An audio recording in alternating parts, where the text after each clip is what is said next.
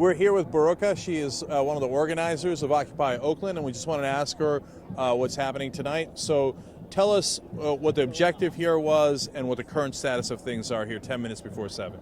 Okay, so the objective of blockading the port in Oakland was not only to blockade the flow of capital, but it was also in solidarity with the longshoremen in Longview, Washington, who have been struggling against EGT. Now, EGT is an international grain exporter who reported $2.1 billion in 2010, and they are directly tied into Wall Street through Bunge Limited. So the point of blockading the port in solidarity with the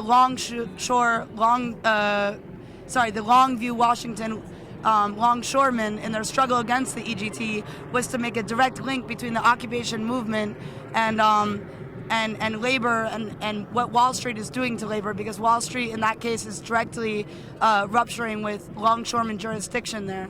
So, we're blockading capital, and we're also having solidarity with the longshoremen in their fight against the EGT, who are directly tied into Wall Street. All right, so give us an update here. How many gates are there? Are they all blocked?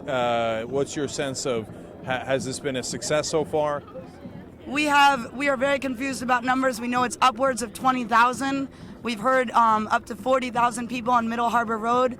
So yes, it's an overwhelming success. We have, last I heard, we have all of the gates blocked, and we had them blocked, even an hour ago. And so there's no way that the arbitrators are going to come in here and say that it's safe for the workers to go to work. So is the port shut down now, or does it get shut down at 7 when the workers can't move it, come in? When the workers can't come in at 7, that night shift is shut down, yes. So this is an overwhelming success. I mean, the general strike today, all of the banks in Oakland got marched on.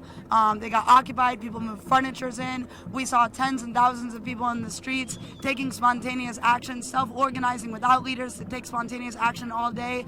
With, Occupy Oakland, since the beginning, we've been, a police, politician, and political party free space, and this is really an example of people, taking grassroots, non-hierarchical power, tens of thousands of people, to march on the banks and now to blockade the port.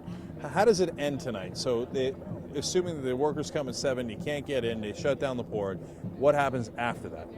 Okay, the Occupy Oakland General Assembly passed a resolution a few nights ago that, in terms of moving on, what Occupy Oakland wants, what we're going to start doing is supporting the movement to reclaim space and property that is owned by the banks and the corporations.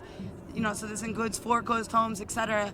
And we're going to provide material and political support for actual reclamations of physical space to take that back from the banks and the corporations, for the people to create social centers, to get people back into their homes, etc. This reclamation has gone all over the internet, and once again, this general strike, this is just a warning shot.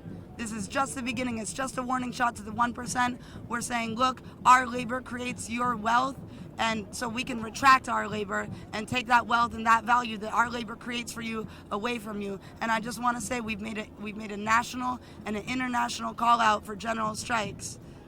And what happens tonight after 7 o'clock? Again, assuming the port gets shut down, the workers can't come in, when do people go home? Or do they stay? This has been such a historic moment all day in the streets for tens of thousands of residents of Oakland who have felt what it feels, they've felt the power that they've had in the streets, self-organizing and taking their lives back.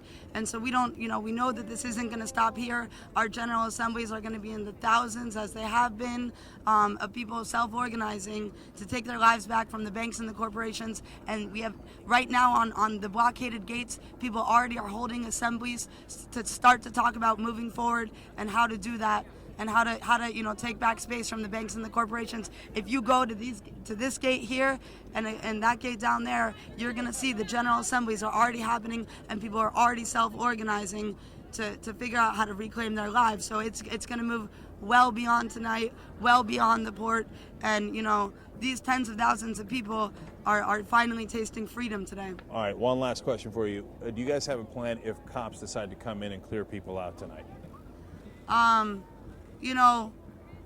Like Boots Riley said, during the press conference the other day, we know that this action was planned through a direct, democratic grassroots General Assembly with no leaders. So if the cops come, then they're busting up that process right there, and people will clearly see what side the police are on. But people in Oakland already know that the police are not on our side.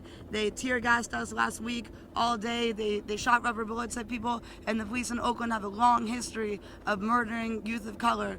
And so the people of Oakland, we don't believe that the 99% includes the cops ideologically. Maybe materially, the cops are part of the 99%, but not ideologically. And so in the same way that we wouldn't allow fascists who are poor or who are working class into our movement, we wouldn't allow police who are working class into our movement, because ideologically they have nothing to do with this. And this is what we decided in the General Assembly: no police, no politicians, no political parties. That's what Occupy Oakland is all about, and that's what differentiates us from the other occupations across the country. Okay, and so far it's been incredibly peaceful, so let's hope it stays that way. And there's right now absolutely no reason for the cops to come in. Baruka, thank you so much for talking to us. Really appreciate it. Thank you.